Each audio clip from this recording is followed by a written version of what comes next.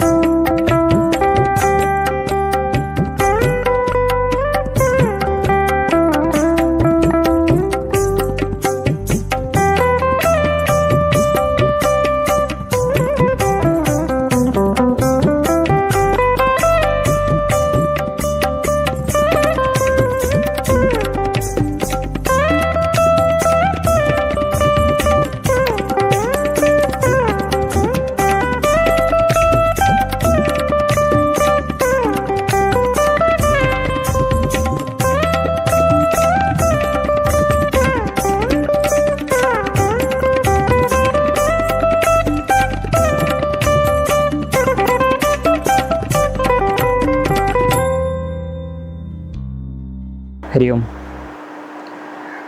എല്ലാ സാധകർക്കും meet me meditation സെൻറ്ററിൻ്റെ ഈ വർഷത്തെ നവരാത്രി ബ്രഹ്മഗുരു ആഘോഷത്തിലേക്ക് സ്വാഗതം.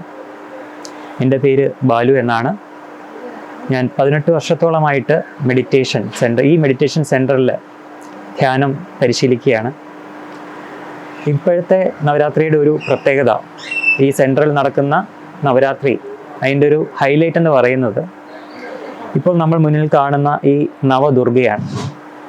സാധാരണ നമ്മൾ സൗത്ത് ഇന്ത്യയിൽ 3 ദേവിമാർക്കാണ് പ്രാധാന്യം: കാളി, ലക്ഷ്മി, സരസ്വതി. എന്നാൽ നോർത്ത് ഇന്ത്യയിൽ ഈ 9 ദേവികൾക്കാണ്, ദേവിയുടെ ഈ 9 രൂപങ്ങൾക്കാണ് പ്രാധാന്യം. ഈ 9 ദിവസം, അതിൽ ഓരോ ദിവസം ഓരോ ദേവിക്കാണ്. ആദ്യത്തെ ദിവസം ശൈലപുത്രി എന്ന ഈ ദേവിക്കാണ് പ്രാധാന്യം. 2ാമത്തെ ദിവസം ബ്രഹ്മചാരിണി. 3ാമത്തെ ദിവസം ചന്ദ്രഖണ്ഡ. 4ാമത്തെ ദിവസം കൂഷ്മാണ്ഡ. 5ാമത്തെ ദിവസം സ്കന്ദമാത. 6ാമത്തെ ദിവസം കാർത്യായനി. 7ാമത്തെ ദിവസം കാളരാത്രി. 8ാമത്തെ ദിവസം മഹാഗൗരി. 9ാമത്തെ ദിവസം സിദ്ധിദാത്രി. ഈ 3 ദേവിമാരെയാണ് സാധാരണ നോർത്ത് ഇന്ത്യയിൽ ഈ 9 ദിവസം ആരാധിക്കുന്നത്. അവസാനം 10ാമത്തെ ദിവസമാണ് വിജയദശമി എന്ന് നമ്മൾ പറയുന്നത്. കാരണം ഈ 9 ദിവസം ഒരു ഉപാസകൻ സാധന ചെയ്ത് അതിൻ്റെ റിസൾട്ട് കിട്ടുന്ന, അല്ലെങ്കിൽ അവനിൽ വിജയം സംഭവിക്കുന്ന ദിവസമാണ് വിജയദശമി എന്നതുകൊണ്ട് ഉദ്ദേശിക്കുന്നത്. ഈ മെഡിറ്റേഷൻ സെൻറ്റർ തുടങ്ങിയിട്ട് 18 വർഷത്തിലേറെയായി. ആ 18 വർഷവും നമ്മൾ ഈ നവരാത്രി ബ്രഹ്മഗുരു ഫെസ്റ്റിവൽ കൊണ്ടാടുകയാണ്. തുടക്കകാലങ്ങളിൽ നവരാത്രി സ്റ്റാൻഡിൽ ഇത്രയും ബൊമ്മകളൊന്നും ഇല്ലായിരുന്നു, വളരെ കുറവായിരുന്നു. ഈ സ്റ്റാൻഡ് നോക്കിയാൽ അറിയാം, ഇതിൽ 9 പടികളാണുള്ളത്.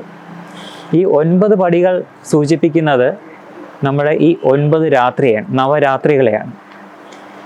നവരാത്രി എന്ന് പറയുന്നെങ്കിലും 10 ദിവസത്തെ ആഘോഷമാണ് നവരാത്രി കൊണ്ട് ഉദ്ദേശിക്കുന്നത്. കാരണം ഈ 9 ദിവസം ഒരു സാധകൻ ഉപാസന ചെയ്ത് 10ാമത്തെ ദിവസം അവനിൽ വിജയം സംഭവിക്കുന്നു എന്നുള്ളതാണ്. അതാണ് വിജയദശമി.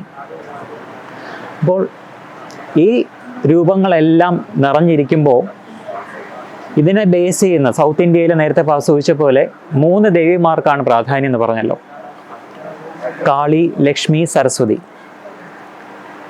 ഈ 3 ദേവിമാരെ 3 ഗുണങ്ങളായിട്ടാണ് കാണുന്നത്. സത്വരജ തമോ ഗുണങ്ങൾ. അതായത് നമ്മളിൽ തന്നെയുള്ള 3 ഗുണങ്ങളെ ത്രിഗുണങ്ങൾ എന്ന് പറയും. ആ ത്രിഗുണങ്ങളെ റെപ്രസെൻ്റ് ചെയ്യുന്നതാണ് ഈ 3 ദേവിമാർ. കാരണം ഈ 3 ഗുണങ്ങൾ നമ്മളിൽ പലതരത്തിൽ മാറ്റങ്ങൾ സംഭവിക്കുന്നുണ്ട്. ഇപ്പം നമ്മൾ ശാന്തമായിട്ടിരിക്കുന്ന ഒരു ഭാവത്തിലാണെങ്കിൽ സത്വഗുണത്തിലാണെന്ന് പറയാം. കുറച്ച് ദേഷ്യത്തിൽ അല്ലെങ്കിൽ കുറച്ച് അതിനെ രജോഭാവം എന്ന് പറയാം. എന്നാൽ നമ്മൾ തമോ ഗുണത്തിലാണെങ്കിൽ കുറച്ച് അലസന്മാരായിട്ടിരിക്കുന്നു പറയാം. അതായത് നമ്മളിൽ തന്നെയുള്ള 3 ഗുണങ്ങളാണ് ഈ ദേവിമാരുടെ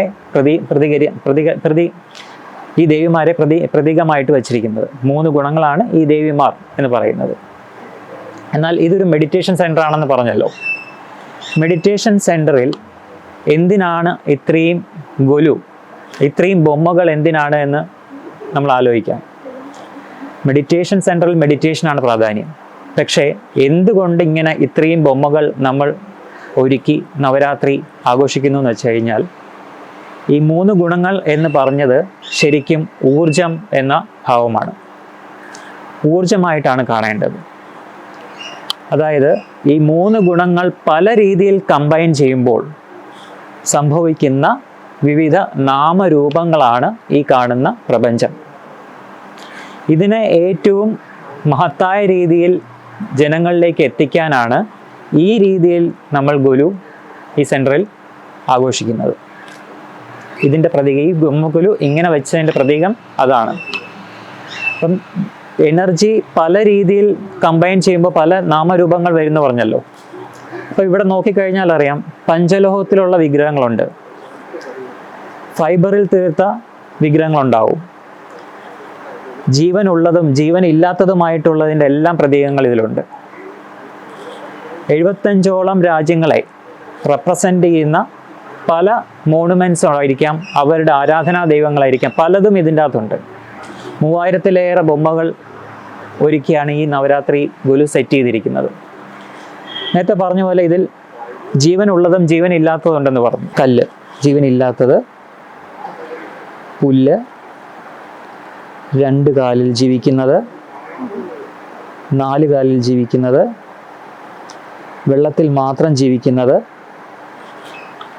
കരയിലും വെള്ളത്തിലും ജീവിക്കുന്നത്, ഇഴയുന്നത്, പറക്കുന്നത്, അങ്ങനെ പല രീതികളിൽ പല ഭാവങ്ങളിലുള്ള അങ്ങനെ പല സ്വഭാവ വിശേഷണങ്ങളുള്ള പലതിനെയും നമുക്കിതിൽ കാണാം. ഇതിനെല്ലാം ഇങ്ങനെ വെച്ചിട്ട് നമ്മൾ പറയാൻ ഉദ്ദേശിക്കുന്നത്, ഇതിലെല്ലാം അടങ്ങിയിരിക്കുന്നത് ഊർജം എന്നുള്ളത് മാത്രമാണ്. ഊർജത്തിൻ്റെ ഭാവത്തിൽ ഇതിനെ നോക്കിക്കണ്ടാൽ നമുക്ക് ദേശകാലങ്ങളോ ജാതി മതമോ വർണ്ണരൂപങ്ങളോ ഇതൊന്നും ഇതിൽ കാണാൻ സാധിക്കില്ല. ഊർജം മാത്രമേ ഉള്ളൂ എന്നതാണ് സത്യം. ആധ്യാത്മികതയുടെ ബേസും അത് തന്നെയാണ്. ഊർജത്തിൽ നിന്നാണ് ഇതെല്ലാം ഉണ്ടായത് എന്നാണ് പറയാൻ ഉദ്ദേശിക്കുന്നത്. അതായത് ഈ 3 ഗുണങ്ങളാവട്ടെ, ഈ നാമരൂപങ്ങളാവട്ടെ, ഇതെല്ലാം ഉണ്ടായത് ഊർജത്തിൽ നിന്നാണ്. അതായത് ഊർജത്തിന് നാമരൂപങ്ങളായിട്ടും സ്വഭാവങ്ങളായിട്ടും പരിണമിക്കാനുള്ള കഴിവുണ്ട് എന്നുള്ളതാണ് ഇതിൽ നിന്ന് ഉദ്ദേശിക്കുന്നത്. അപ്പം ഈ നവരാത്രി ഗുലു ഈ സമയത്ത് നമ്മൾ ഈ മെഡിറ്റേഷൻ സെൻറ്റർ ഇങ്ങനെ ഒരുക്കിയിട്ട് സാധകരോടും ഉപാസകരോടും അല്ലെങ്കിൽ പുതുതായിട്ട് സാധനയിലേക്ക് പ്രവേശിക്കുന്നവരോടും പറയാൻ ഉദ്ദേശിക്കുന്നത് സാധനയുടെ ഇമ്പോർട്ടൻസ് ആണ്. അതായത് ഈ ഊർജത്തെ, ഇതിലെല്ലാം നിറഞ്ഞിരിക്കുന്ന ഊർജത്തെ നമുക്ക് തിരിച്ചറിയണം എന്നുണ്ടെങ്കിൽ സാധന എന്നുള്ളത് അനിവാര്യമാണ്. സാധന ചെയ്യുമ്പോൾ മാത്രമേ നമുക്ക് നമ്മുടെ ഉള്ളിലും പുറത്തും എല്ലാം ഊർജമാണ് എന്ന് തിരിച്ചറിയാനും ഈ ഊർജത്തെ നയിക്കുന്നത് ആ ശുദ്ധബോധമാണ് അല്ലെങ്കിൽ പരാശക്തിയാണ് എന്നുള്ള തിരിച്ചറിവ് നമുക്കുണ്ടാവുള്ളൂ. അതുകൊണ്ടാണ് നവരാത്രിയെ അറിവിൻ്റെ ഉത്സവം എന്നുകൂടി അറിയപ്പെടുന്നത്.